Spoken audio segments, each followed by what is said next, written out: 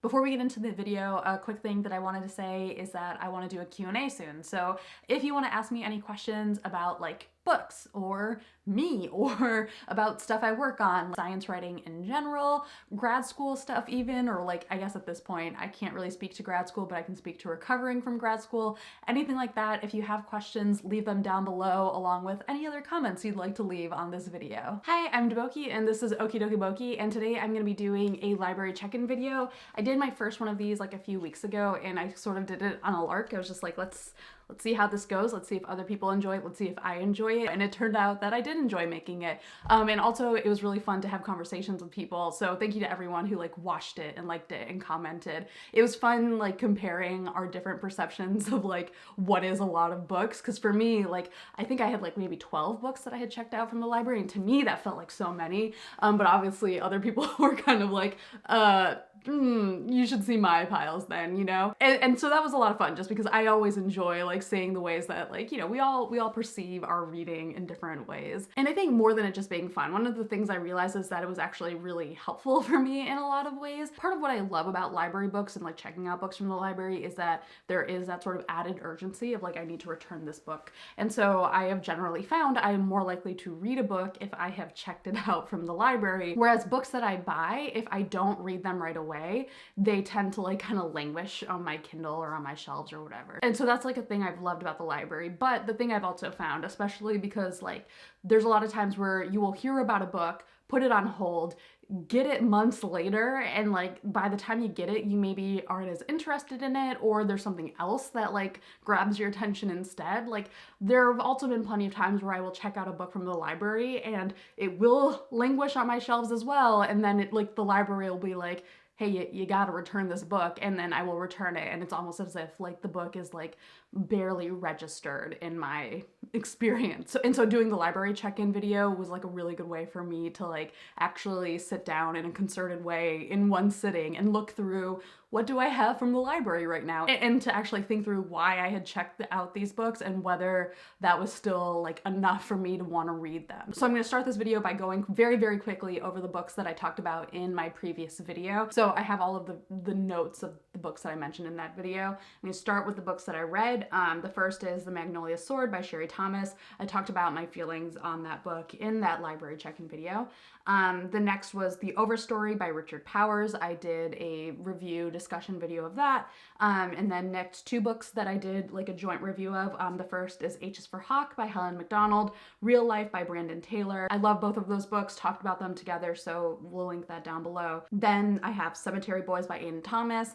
Did a review of that with another book that I checked out from the library, The Girl and the Ghost by Hannah Alkoff. I got that from the library after I filmed this video, read it very quickly, got through it very quickly, and reviewed it very soon after, so that review is with Cemetery Boys. And then three books that I haven't done reviews of. The first is Severance by Ling Ma, The City of Brass by S.A. Chakraborty, and Lobizona by Romina Garber. Of the books I mentioned, Lobizona is probably the one that I had the hardest time with. I was really, really, really into the first few chapters where we were learning about Manuela and like her life as an undocumented immigrant, which is like layered with this like supernatural mystery of like who she is that could have been very, very trite. Like, a lot of like that YA fantasy feel of like a girl who has like secret powers and like you know it's coming but you don't know what that is. I thought Garber did a really, really good job of setting that up in a really like vivid, interesting way. And so I was really, really into this book for the first few chapters, and then when it sort of pivoted into something more like werewolf witch schooly, it just didn't really work for me. So I don't like have any strong feelings about what did and didn't work. I can't completely like articulate it. It just wasn't for me personally. Severance by Ling Ma I really enjoyed, to the extent that any of us can enjoy a book about a pandemic right now, but like of course I think there's sort of like emotional masochism right now going on with a lot of us in terms of our reading, and definitely at one point where there's a letter or email or something that like references in these times, I was like, oh god, like that is very on the nose. I don't know why that felt more on the nose than like the K95 masks, but it did. The one thing I will say, and this is not a critique of Severance, it's a gripe that I want to get out in general, because I'm curious like about what other people feel about this, I guess, because I know that I might not really be the majority opinion on this. One of the things that I'm realizing for like why I don't read a lot of literary fiction, or maybe like maybe not even literary fiction, maybe contemporary fiction. I don't know like how you classify this. I'm not great at my book categories. I apologize. But the thing that is hard for me is that a lot of them have these sort of like dot dot dot endings, you know, that sort of like ambiguity where things are resolved. Like, I don't want to spoil anything, but there's like a resolution, but also there's an open-endedness that for me, like, I am starting to realize I can only handle so much of that, and I can do more of it now than I used to. But maybe it's just like my tiny little brain can only handle beginnings and middles that lead to like very concrete endings, and I'm just like completely unimaginative in that way. But that is a thing that at the end of Severance, like, that particular gripe kind of came back to me, even though I enjoyed this book overall and don't think that the ending needed like something more concrete. So I don't know, that is a very ambiguous thing for me to be complaining about. Yes, I am ambiguously complaining about ambiguity. The other one that I read was The City of Brass by S.A. Chakraborty, which I really enjoyed. I think one of the things that was hard for me with that book is there is a lot of information that is doled out in ways where you're not sure if you're supposed to know other things yet to be able to understand it, and it would only turn out like, you know, 50 pages later that actually, no, I'm not supposed to know this other thing yet. And so sometimes I found it a little bit jumbled, but the overall world I was really, really into, and the characters were fascinating, and I really appreciated how much she leaned into like the messiness of the violence and the conflict, and the fact that she didn't shy away from the fact that like the good guys in one story are the bad guys in another story. And so I have the rest of this trilogy in transit now from the library, so I'm really excited to get to the rest of the series and finish it, because I was really, really into this book and want to see how everything comes together and how it ends. For the books that I did not finish or did not read, most of these are actually things that I just decided not to read. I talked about already, like Underland by Robert Macfarlane. Like, when I made that check-in video, I was like, I don't think I'm gonna get to this just because I had to return it soon to the library, and it was like a pretty big, dense book, it felt like. So I'm gonna get to some of his writing hopefully soon, and then we'll hopefully get to Underland at a future date. You Deserve Each Other by Sarah Hogel was another one that I was like, I don't think I'm gonna get to. Wicked As You Wish by Rin Chipeko. When I checked it out, it sounded like a thing that I wanted to read, and then somehow I think I just like started looking at some more Goodreads reviews, and then was kind of like, you know, I'm just like, I'm not in the mood. And then the last one that I DNF'd technically, but I don't really feel like it's a DNF. I think it was just like not in the mood for it at the moment, was Signal to Noise by Silvia Moreno Garcia, which was a book that I started, and I felt like it had a lot of elements of stuff that I like want to read, but like the thing that was hard for me in the moment was just like how much of like a music mixtape kind of book it is, like, you know, sort of like a high fidelity, everything is music references and talking about music in that way, which is a thing that I can do, but I have to like be in the right moment for it. I have to be in the right mood. So I think that's another book that I plan to return to in the future, and that will be like what I read when I read it. Okay, so now for the fun stuff. I have the books that I have checked out from the library now. I think I have 13 books total, and I also have 2 more on the way. Again, those are the rest of the books in the City of Brass series. So I'm excited for those, because soon I will have 15 books, and hopefully I will get through them all. I don't know how I'm going to, because I also have all of those books I want to read for Nonfiction November, but that is why I'm making this video, so that I remember to do all of this reading and kind of like make myself feel obligated to do it just for my own sake, because I know that I want to read most of these books. So we're gonna sort through this now. So the first book is actually the book that I'm reading right now, and this is The Bear and the Nightingale by Catherine Arden. I've heard so many good things about this book. It's a fantasy book, and especially like I just finished City of Brass last week, and I was like, oh wow, huh, turns out I'm actually kind of in a fantasy mood right now. And City of Brass like is definitely like a desert summer kind of book, and this book feels very appropriate for the fact that we had our first snow yesterday. So I think like seasonally it feels semi, you know, relevant.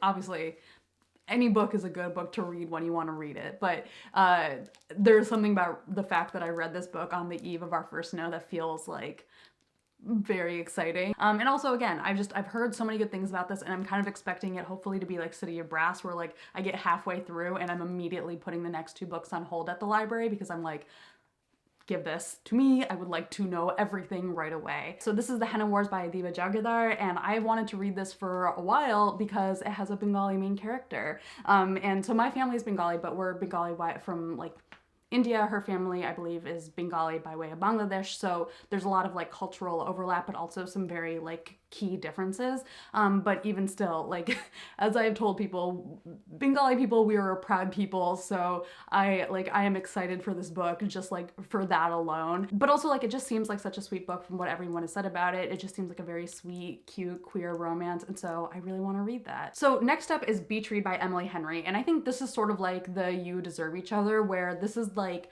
the book that I feel like I should read because it's gotten a lot of like hype or whatever, and also like it took some time for me to get my hold in from the library. But it's also the one that I'm most likely to actually end up not reading, just because I don't know if I'm quite in the mood for it. But I think I'll give it a chance, especially like if there's sort of a point where I'm like, I need something faster. Usually I work my way through like romance novels and like women's fiction a little bit faster, so I'm gonna keep it for that until the library is like, fuck you. Next up is How to Do Nothing, Resisting the Attention Economy by Jenny Odell. So this is part of my nonfiction November TBR, and it's something I've been like increasingly interested in getting to in the past month or so, just based on things like, as I've talked about, like my changing relationship to social media, and also like Nicole and I read The Age of Surveillance Capitalism for our nonfiction book club, and I think that just got me thinking like I've been, I think, like critical of tech companies, but like from a very narrow perspective. And that book made me think more about being critical of my participation in them, like as a consumer. And I feel like this is a book that is more narrowly and specifically about that angle. And so that is like a big reason why I want to get to this. Next up, a book that I need to get to pretty soon because it's due at the library pretty soon is Gin Patrol on the Purple Line by Deepa Annapura. One of my friends recommended this book to me. It's about a kid who's growing up, I think, in poverty in India, and like a lot of kids around him are starting to disappear, and he is trying to unravel that. But I don't think it's like simply like a mystery. I think it's sort of like coming of age related to a lot of this stuff. My friend had recommended this to me because we were actually having a conversation about like, I don't know, books that use poverty in India as part of the backdrop, and sort of like the I don't know, some of the dynamics of like who gets to tell these kinds of stories. And my friend had recommended this book because at the end of it, Deepa Annapura writes this whole essay based on her experience as a reporter who has done reporting on poverty in India, and I think particularly with children, to get further into this issue and like the weird, complicated, and sometimes icky like issues underlying like who gets to tell these kinds of stories. My friend and I, we've set up like when I get to that essay, we're gonna do a chat, we're gonna do a video chat to talk it through. So this is on my list for sure to get to like ASAP. Next up is A Mind Spread Out on the Ground by Alicia Elliott, and this is, I guess, like an essay collection slash, I think, memoir-ish kind of thing, based on her experience as an Indigenous woman growing up in North America. And so this was a book that I didn't know about until I posted my nonfiction November TBR, and then Jocelyn from Yogi with a Book, she had mentioned that this was like on her list of books that she was thinking about getting to. And then Vanessa from Split Reads, she replied and was like, this book is very, very good. And I was like, cool, I trust both of these people to have like amazing book ideas for things to read. I want to look into this. And so this is a thing that I am adding to my nonfiction November TBR, which did not need to get longer, but is now longer because I want to read this. Another essay collection for nonfiction November is Vesper Flights by Helen McDonald. I have this on audiobook, and I have my own physical copy of this that I like just bought from a bookstore because I was placing an order for some other books, and it was like, I just finished H is for Hawk. I really love it. I think I'm gonna order it. And I forgot that I had this on hold at the library. So this is like the biggest piece of guilt that I'm holding right now. But I just picked this up from the library. I forgot to cancel the hold. So I'm gonna return this very soon because I want to let whoever has this on their holds list check it out ASAP because I feel really guilty for hogging it. Next up is Vicious by V.E. Schwab. I have no particular reason that I have checked this out, just that I know that V.E. Schwab is an author that like people have a lot of opinions about. I know she's very popular. She has a new book out that sounds really, really good actually to me. The Invisible Life of Addie LaRue, I want to say is the title.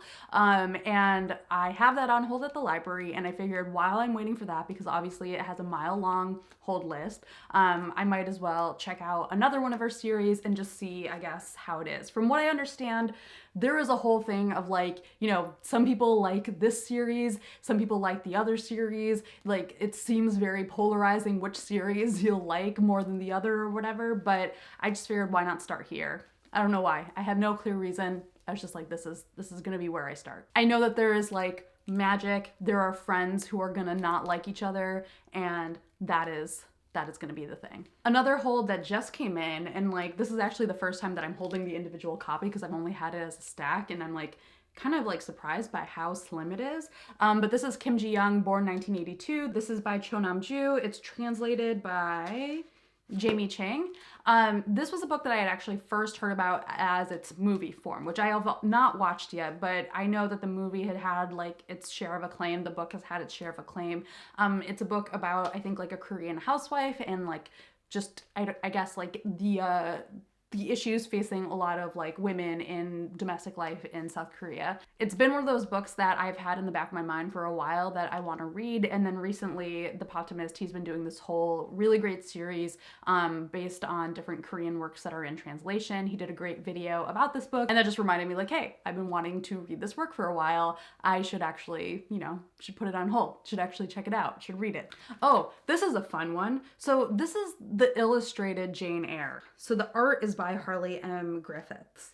I do not know who wrote it. You might be wondering why I have the illustrated Jane Eyre. It is because I am an idiot. So like I randomly a few weeks ago was like, hey, you know what I haven't read that I actually kind of want to read and that feels like, I don't know, like fall appropriate is Jane Eyre. And so I put it on hold at the library, as one does. But I did not check what version I was putting on hold. And it turns out that this was at the top of the list, and I just put it on hold and it showed up, and I was like, I do not feel like Jane Eyre is supposed to be this thin. And it turns out that it's not. It's just that this is what happens when you get the illustrated version. And this is like that like kind of older comic style. I don't know. I remember reading like older comics when I was a kid and like in India, and like this is kind of that style, like very, very like thick black lines. I don't know if I'm gonna read this one because I have other priorities over reading the illustrated version, but I kind of feel like I should just because I have it. Like,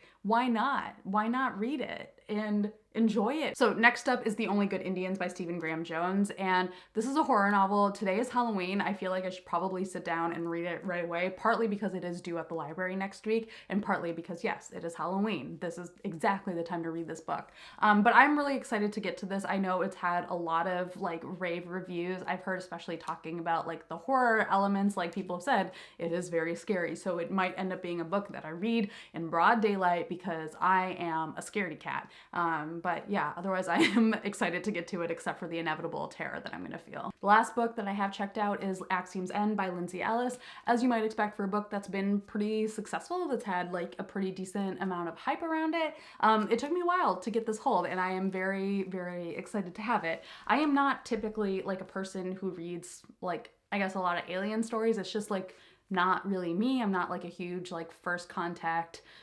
story kind of person, I guess. But I guess this year I read An Absolutely Remarkable Thing, which is like its own sort of first contact story. So I think I'm like slowly coming around to them because I did enjoy that book, and I'm excited for this book as well. But I think what I'm like particularly excited for with this book is while like it was coming out, she was tweeting about the work she had to do to like verify what things from 2007, 2008 like actually existed then, and are not just like the things that exist now and we assume have been around since then, especially those of us who were like like in high school, college or whatever at that time. Just realizing that like a book set in 2008 is like kind of technically a period piece was like very funny. And so I think that's one thing I'm looking forward to with this book. I don't know if that's actually going to be a strong element in it. It probably isn't, but I am excited for it anyways.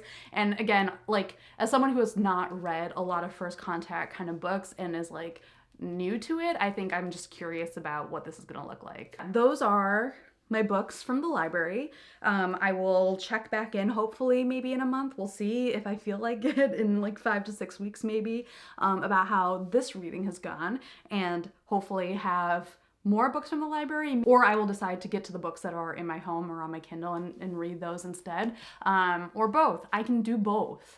I have all of those options available to me every single day. So I don't know why I'm like treating it like a binary. If you've read these books, let me know your thoughts. Like, please don't spoil me obviously, but like, let me know if there's one that you think like I would especially like need to get to ASAP, or should prioritize over the others, or ones that you want to see me do a review of or anything like that. So thank you guys for watching, and bye. So I just filmed this whole video and realized at the end of it that I needed to add this really important caveat, which is that I am filming this on Halloween. It's only a few days before the election, and so like whatever motivation or excitement I am showing for these books right now is like in a pre-2020 election world. And we're gonna see like over the next week and maybe the next few weeks whether that, you know, motivation, excitement holds. And like, obviously, whether or not I am excited to read is not the most important outcome of this election. But the fact that the election is going to affect so many of like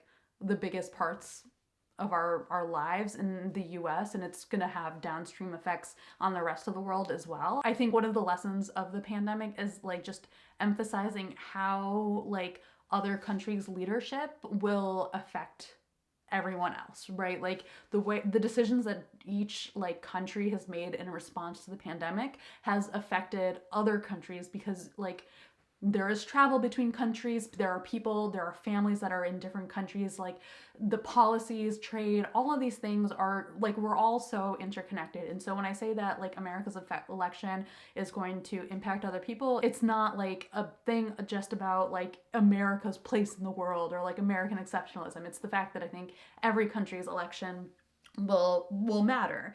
And obviously like that doesn't mean that we can all process each other's elections with the same degree as we process our own, but for me as an American, this is the election that matters right now. And also like is also only one piece of the puzzle. Like that is the thing that I am reminding myself right now. So yeah, I just wanted to add that caveat. I had like so many other things that I was trying to say. Like I filmed and refilmed like more stuff, and then I just realized it turned into like a lot of me angsting about politics out loud, but like in ways that I feel like are really more just me processing things out loud in ways that aren't necessarily useful for other people. But like I hope that Trump is not elected again. Like that is sincerely what I hope. And Biden was not my first choice as candidate. And I think that even if he's elected, that there is still a lot of other work that needs to be done. For me, I see it as like which candidate will be able to be like negotiated with. And I think it's pretty clear that Trump is not a candidate who negotiates in any way, shape, or form. I think he's driven just purely by his own ego. And I mean, a lot of politicians are driven by their own ego, so he's not unique in that way. It's like pretty like frightening to realize just how much he's lived up to how awful a lot of us expected him to be. And I think especially with the pandemic, like, you know, a pandemic is going to be hard no matter what, but a pandemic with a leader who doesn't care about people, who doesn't care to actually like understand the ways that public health is connected to economics, like that you cannot simply be like the economy needs to work and then just leave people like stranded, like, which is I think what has basically effectively happened in this country. I think that is for me like especially galling right now, and is coming off of 4 years of just being constantly galled, I guess. That's how I feel about this upcoming election.